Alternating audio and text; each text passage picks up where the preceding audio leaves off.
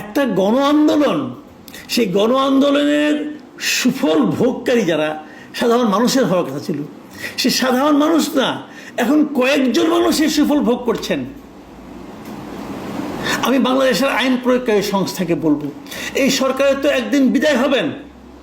বিদায় হওয়ার আগে এবং পরে যারা দায়িত্ব পেয়েছিলেন সরকার চালানোর, কি উপদেষ্টা, কি সাহায্যকারী, কি বিশেষ সহকারী, এদের সবাইকে দেশ থেকে উপর নিষেধাজ্ঞা দেওয়া উচিত এবং নিষেধাজ্ঞা দিয়ে তাদের সবার কর্মকাণ্ড বিচার করার পর তাদেরকে ছাড়া উচিত। যারা বিচারে নির্দোষ প্রমাণিত হবেন তারা উড়াল দিবেন, কারণ এদের প্রায় সবাই 80% লোক, এদের সবারই দ্বৈত নাগরিকত্ব, সবারই বিদেশে যে থাকার সুবিধা আছে।